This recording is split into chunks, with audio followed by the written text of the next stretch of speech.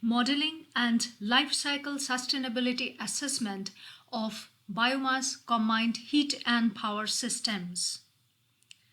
Combined heat and power systems are a simplest form of technology for simultaneous electricity and heat generation utilizing carbonaceous fuel.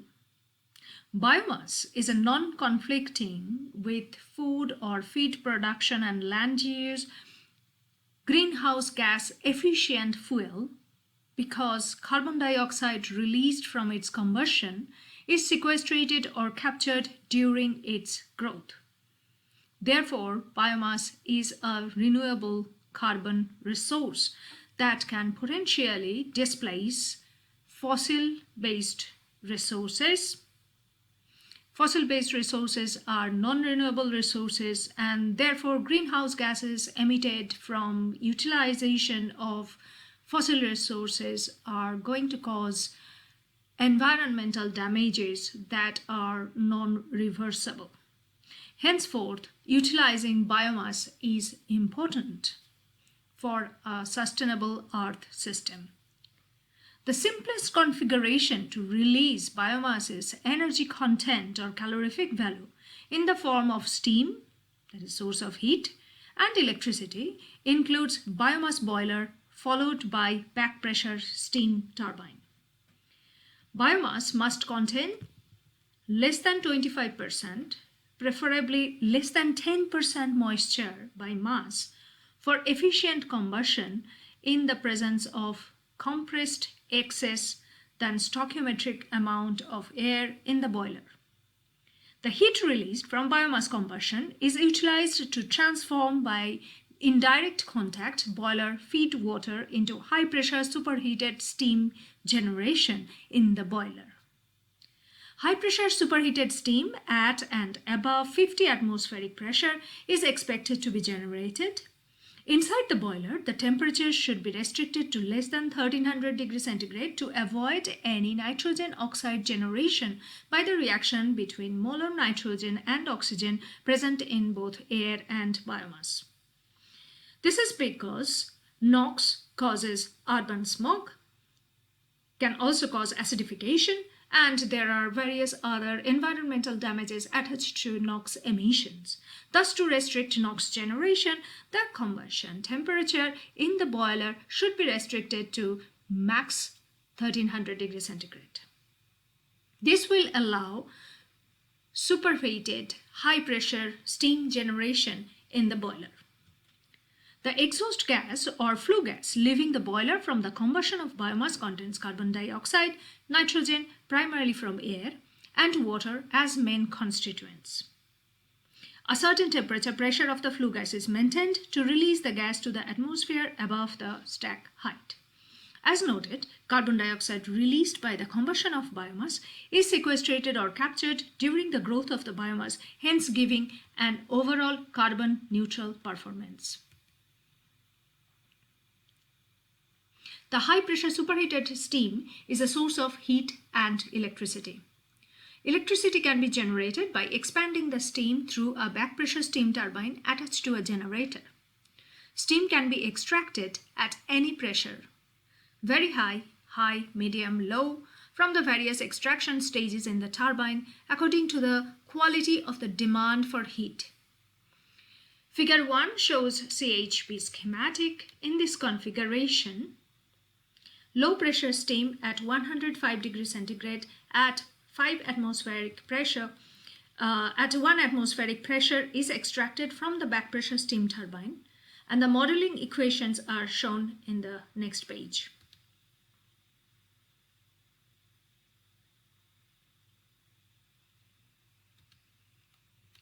Steady state performance model.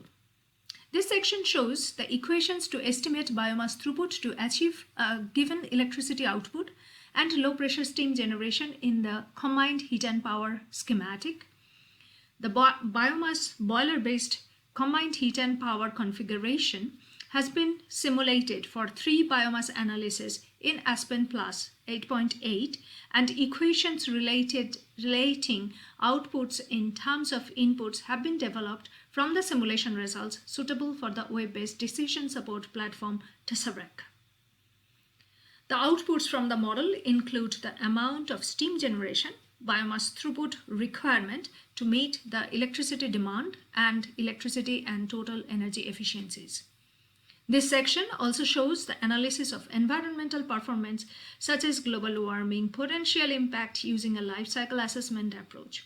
These are estimated from biomass elemental analysis, carbon and hydrogen constituents, and site electricity demand. Biomass characterization is easily established from weight analysis in the lab, and the site electricity demand can be established from the demand from at the community level. Biomass needed for a given electricity generation is shown in equation 1. So biomass needed, including moisture, in kilogram per hour basis can be calculated from this equation. The first term is the ratio between 1560 times electricity generation in gigawatt hour per year minus 0.23 and biomass carbon content in weight percent times 0.375, biomass hydrogen content in weight percent 1.154. Both carbon content and hydrogen content are on dry basis of biomass. The second factor is 1 over boiler efficiency. Then there is another factor which is 1 inverse of isentropic efficiency of back pressure steam turbine. This is to account for non-ideality of the steam turbine. Then inverse of mechanical efficiency of back pressure steam turbine is also another factor. And then the following factor indicates 100 over this term, biomass carbon content and biomass hydrogen content total on dry basis in weight percentage. And the final term is a fraction between 100 and 100 minus biomass moisture content in weight percent. That's basically the biomass dry weight percent. Carbon and hydrogen contents, dry basis in weight percent, constitute the fundamental basis of the equations. These signify energy currency of biomass. Carbon and hydrogen have a calorific value of 37.5 and 115.4 megajoule per kilogram respectively. And therefore, this term signifies the energy content in biomass, carbon and hydrogen on dry basis.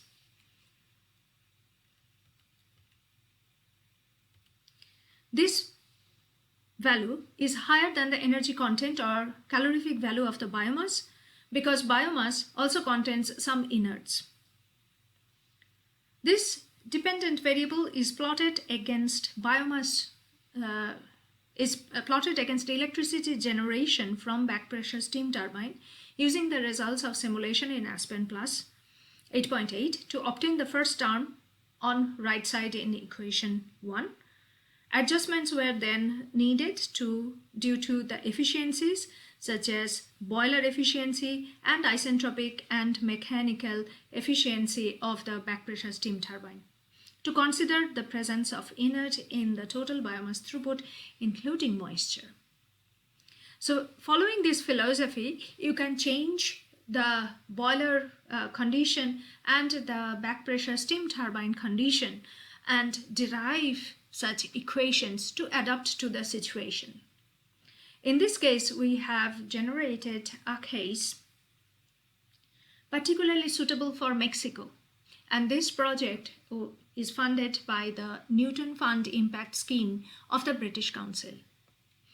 And this is to facilitate the bioenergy implementation in Mexico. Equation 2 is to estimate the production rate of low pressure superheated steam at and above 1 atmospheric pressure.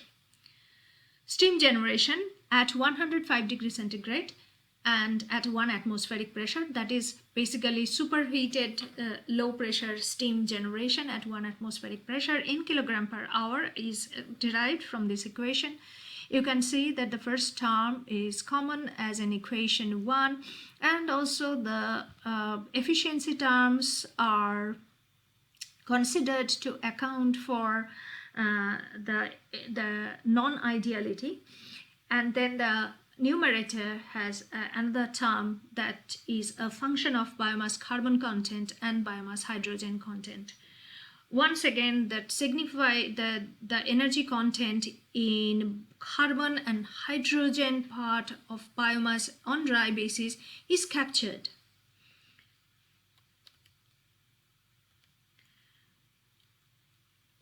The final term on the right side in equation 2 is based on the amount of steam generation in relation to energy content with carbon and hydrogen in biomass using the results of simulation in Aspen plus 8.8. Equations 3 and 4 are to calculate the electricity and heat generation efficiencies based on target output electricity generation, low pressure superheated steam generation, and low heating value of biomass. Electricity generation efficiency is equal to 411 times electricity generation in gigawatt hour per year. This is established, this electricity generation or demand is established based on the community the CHP system is going to serve. And the denominator of this fraction is biomass needed, including moisture. Here you see that we are considering now weight biomass in kilogram per hour times the biomass including moisture or wet biomass low heating value in megajoule per kilogram as the denominator. Because this is considering the efficiency, and therefore we have to take account of the total biomass entering the biomass boiler. But remember that biomass moisture has to be less than 10% by weight in order to enhance the boiler, the electricity generation efficiency of the biomass. The CHP generation is calculated using equation 4, and the numerator gives account of the total output electricity generation and steam generation, and the denominator is the total energy input to the system. 411 is the factor to convert electricity generation into that in megajoule per hour, which is basically 10 to the power 6 times 3.6 whole divided by 24 times 365. The low pressure superheated steam at and above 1 atmospheric pressure and at 105 degrees centigrade has an enthalpy of 2.77 megajoule per kilogram. That explains how we can calculate the total combined heat and power output from the system. Next, the global warming potential is estimated in terms of saving by the combined heat and power system. And assumption is that this amount of combined heat and power is going to displace the fossil derived combined heat and power, and therefore will save the global warming potential. The fossil resource here considered is natural gas. So we are basically comparing biomass based combined heat and power system with natural gas based combined heat and power system, and we are looking at the saving in global warming potential. This is climate change impact. So global warming potential saving compared to natural gas combined cycle in ton carbon dioxide equivalent per year is equal to 454 times electricity generation or electricity demand in gigawatt hour per year basis. 411 is the factor converting electricity generation in gigawatt hour per year into global warming potential saving compared to natural gas combined cycle in ton CO2 equivalent per year, which is equal to 0.1261 times 3.6 and 1000. 0.1261 is the global warming potential factor saved by biomass combined heat and power system compared to natural gas based system. So this gives significant saving compared to fossil resource. So as long as your biomass is coming from sustainable sources, such as really the waste materials, then it makes sense to simply use this configuration, that is biomass boiler and a back pressure steam turbine attached to a generator to generate combined heat and power. The next section is on techno-economic assessment. This section discusses the estimation of capital cost, operating cost, cost of production, and product value of combined heat and power, and the discounted cash flow analysis over the life cycle of the combined heat and power system.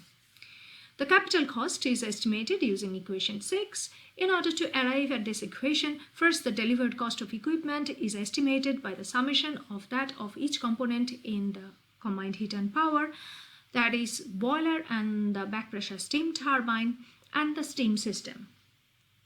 Individual delivered costs are adjusted for the present amounts, that is in biomass needed including moisture kilogram per hour for the boiler and electricity generation in gigawatt hour per year for the steam turbine and steam system.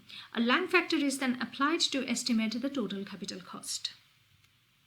Capital cost is the delivered cost of equipment of each component I in the CHP system times the present amount of I divided by the base production rate I to the power whole to the power scale factor I times the Lang factor.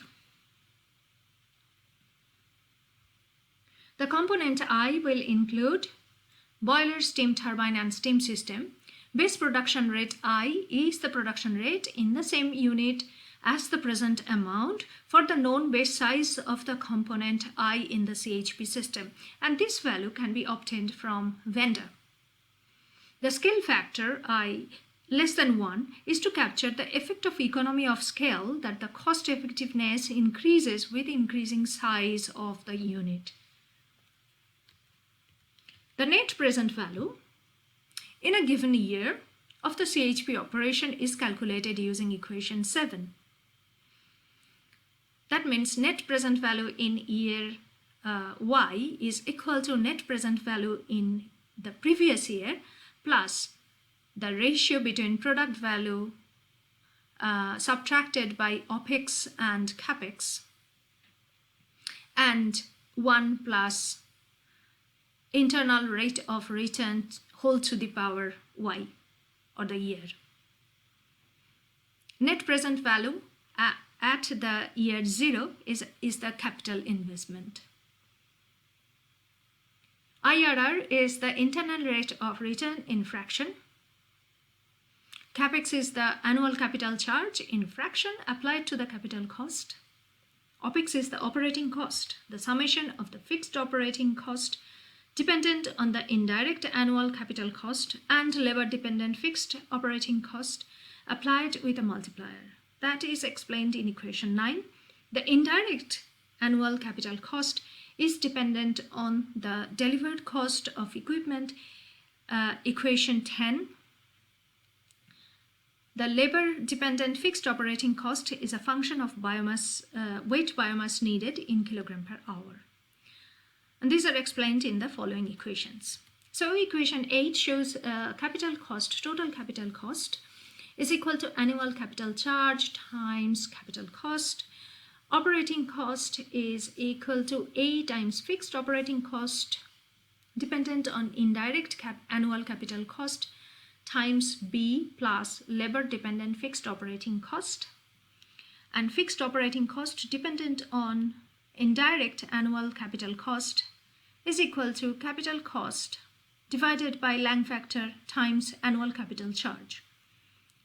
Labor dependent fixed operating cost is equal to a constant times biomass needed including moisture in kilogram per hour. A, B, C are the multipliers of the respective cost components to account for a larger set of cost components. This will be explained in appendix later on. Product value in equation 12 is the multiplication between the price and the rate of production of individual products, in this case electricity and low pressure superheated steam at an above 1 atmospheric pressure and at 105 degrees centigrade. This is explained in equation 12. Appropriate factors will be applied to have the cost analysis in a consistent unit.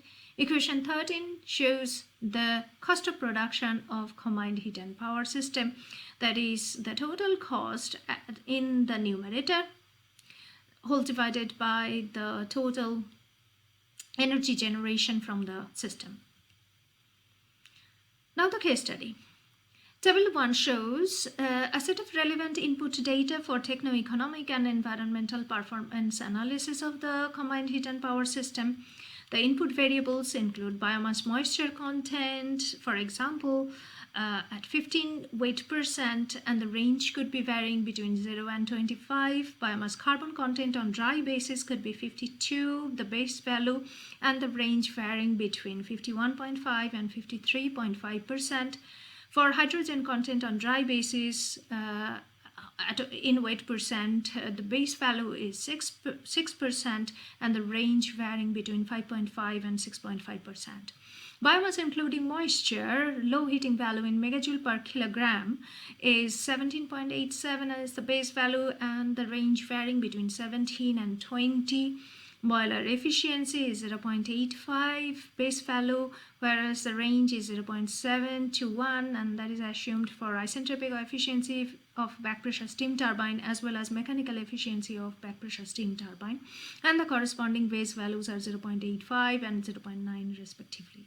Electricity generation is assumed for 1.6 gigawatt hour per year, and the base value is 1 to 10. So this range actually shows the applicability of the model under which you can use these equations to estimate for the specific performance and life cycle sustainability assessment of your system.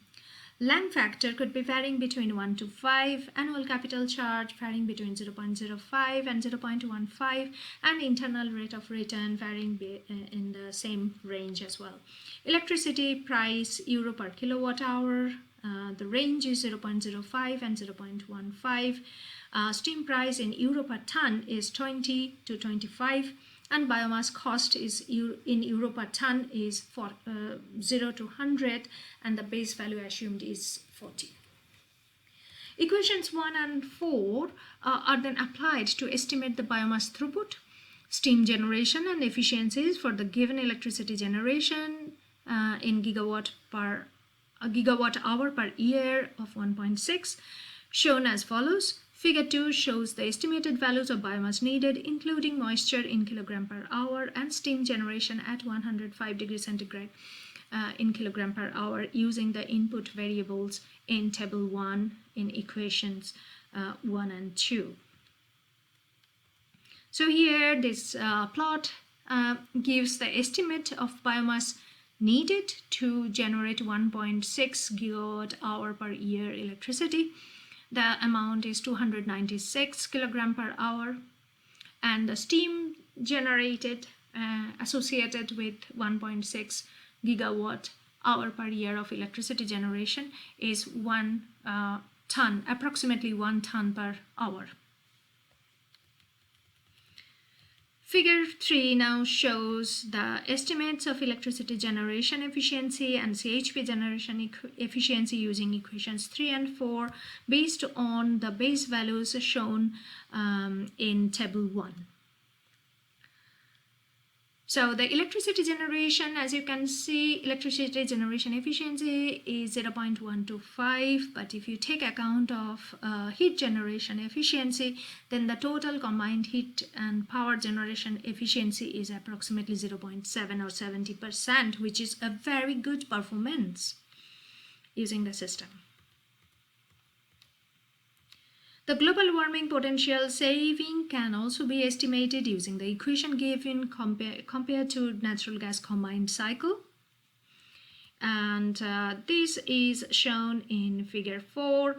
So you can see here we are looking at the examples of pumped hydro system, solar energy system, and biomass combined heat and power system. They're all providing combined heat and power using a standard approach, using a globally standard approach, and they are all showing the global warming potential saving compared to natural gas combined cycle.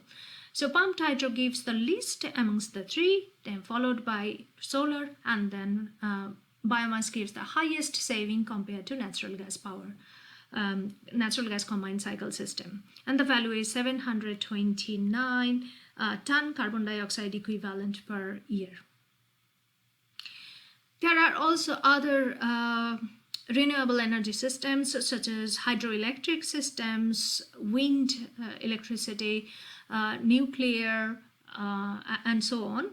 But they give lower saving, they give higher saving compared to biomass, and therefore we haven't shown those in this diagram.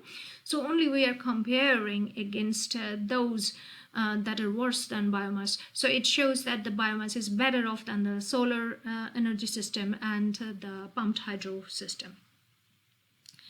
Then the economic analysis is carried out using the equations given. First, the delivered cost of equipment are calculated using the cost correlations, which takes account of the base size, base cost, and the scale factor. And then these are also updated to the current cost. The net present value is calculated as well. Here, the delivered cost of steam turbine, steam system, and the boiler system are calculated. The factors or the constants are estimated based on a resource, and which the resource number 3, which will be given in the reference. The factors are adjusted for the given units in table 1. After applying a Lang factor of 1.5 to the total delivered cost of the boiler, steam turbine, and steam system, the capital cost estimated is 0.55 million euro using equation 6, and 0.55 million euro corresponds to therefore 1.6 gigawatt hour per year electricity generation system. This will be associated of approximately 1 ton per hour steam generation from the system. Capex is calculated as 0.071 million euro per annum after applying an annual capital charge of 0.13 as shown in table 1. And then in equation 9 to 11, we have considered certain multipliers to take account of more granular cost items, A, B, C, and these values are 1.3, 0.19, 0.09 respectively when the biomass flow rate is in gram per hour. Appendix A gives the derivation of the dimensionless numbers A, B, C, these values. OPEX using equation 9 is estimated as 0.046 million euro per year. Using equation 12 and the price data in table 1, the product value is estimated to be 0.32 million euro per year. The total cost is then divided by the combined heat and power generation to give the minimum selling price of energy or combined heat and power system at 0.025 euro per kilowatt hour. This is lower than the price of electricity, thus making the combined heat and power system profitable.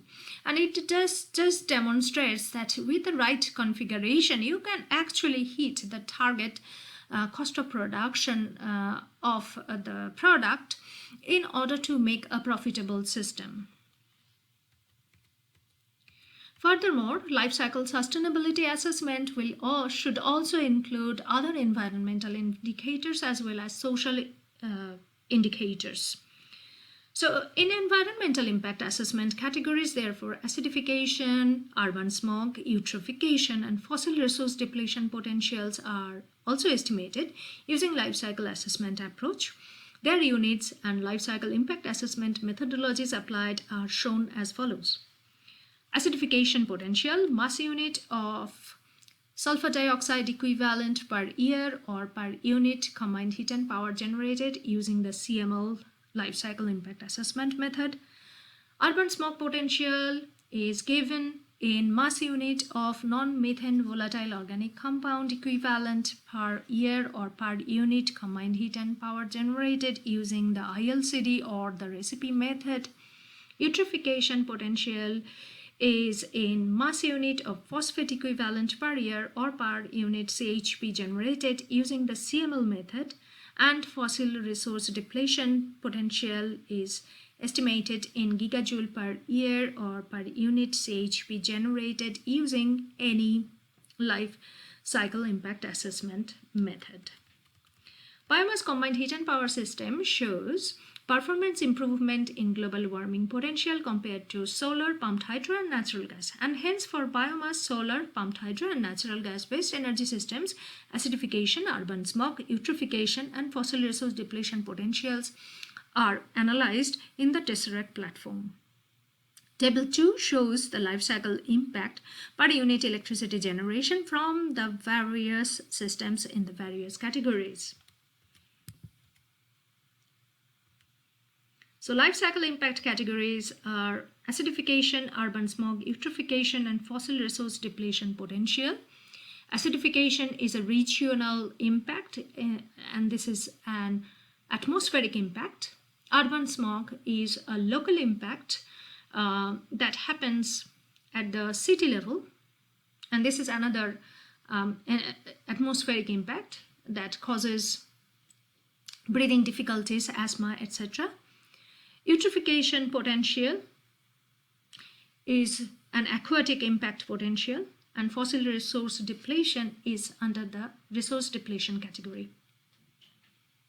For the various systems, biomass, solar, pumped hydro and gas-based energy systems, the life cycle impact factors are given per unit electricity generation per gigawatt hour, and these values are shown here. Then the social life cycle assessment method is applied to estimate 5 main governing social categories: labor rights, decent work, health and safety, human rights, governance and community infrastructure using the United Nations Environmental Programme recommended method. Among the different social life cycle impact assessment databases developed so far, the social hotspot database is the most significant. Over a 5-year project, the New Earth involved stakeholders worldwide to assign importance and risk to each theme under each category in a sector of goods in a country. The supply chain interactions are considered in the computation of total index of a theme for a given sector in a given country.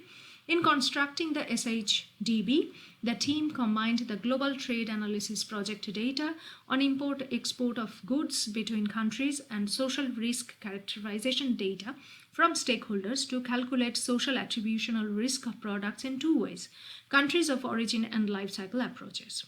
The unit of risks is medium risk hour for a given functional unit. Example, rate of product formation in case of a production system in terms of its monetary value worth. The social issues, themes, categories have thus a common unit of medium risk hour, and thus the weighted sum can be applied to present social scores at the various levels. UK, for example, imports approximately 10% of electricity supply from France, Netherlands, Belgium, Ireland, Denmark, and within 10% import to the UK, the percentage distributions of import from these various countries are 49%, 24%, 20%, 6%, 1% by energy respectively. The trade import data have been collected from the United Nations Commodity Trade Statistics. The individual social theme risks are factored by the needed fractional imports considering the entire supply chain, and these factored individual social theme risks are added to give a total social theme risk for a given sector in given country. This is explained in equation 16.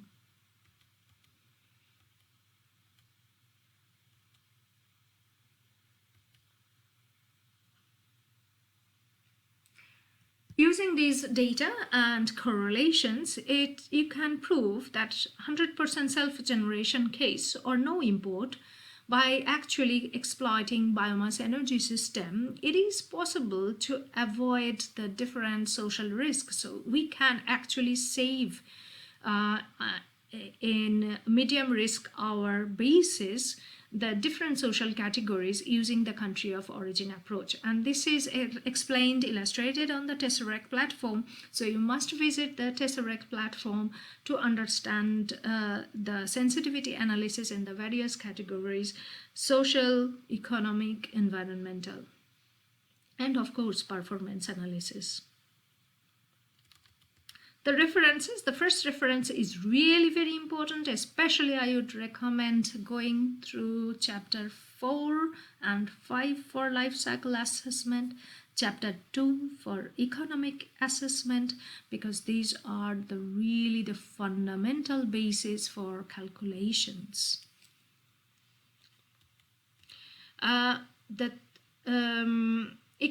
The reference number 3 is also very important for the given basis assumed in table 1, and also this bioresource technology reports is important for with respect to the lignocellulosic composition and bioethanol production. Please refer to chapter 2 of biorefineries and chemical processes design, integration and sustainability analysis from Wiley in 2014 for the economic analysis calculations. From there, we are given certain assumptions basis for these correlations. The operating costs can be classified into two main categories: fixed and variable operating costs. Fixed operating costs are independent of the production rate and quantity, in contrast to variable operating costs. This includes the cost of maintenance, labor, taxation, insurance, royalties, etc. Fixed operating costs are estimated using factors normally based on indirect capital cost and labor cost.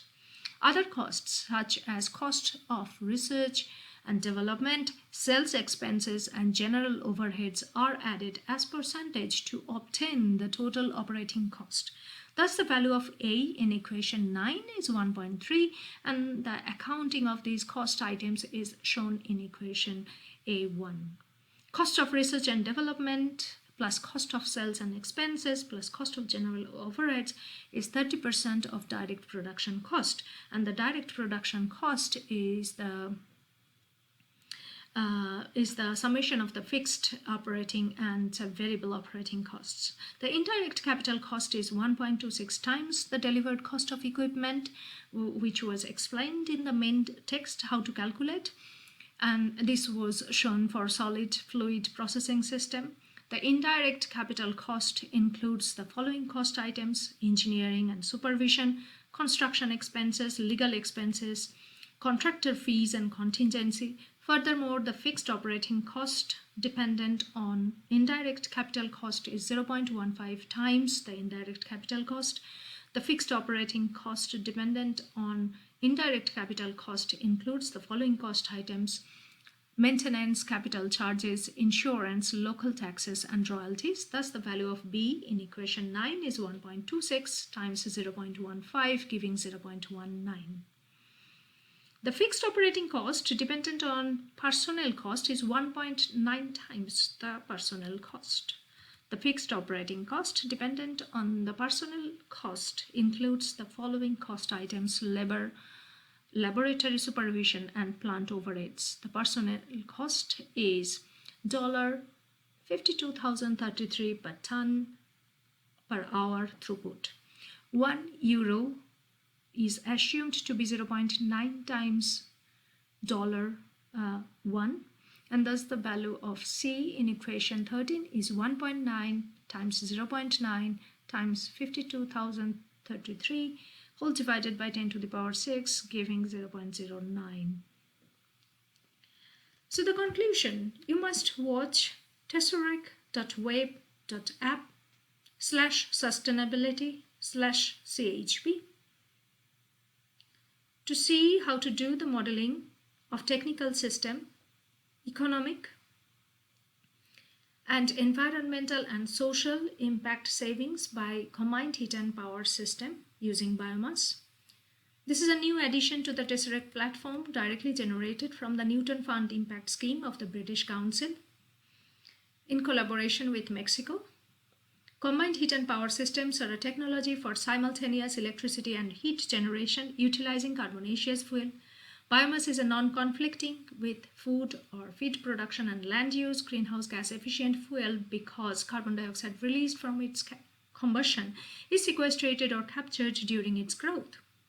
It allows estimation of biomass throughput to achieve a given electricity output and low pressure steam generation in the CHP schematic. The outputs from the model include the amount of steam generation, biomass throughput requirements to meet the electricity demand and electricity and total energy efficiencies. It also shows the analysis of environmental and social performances using a rigorous, holistic, whole system life cycle sustainability assessment approach.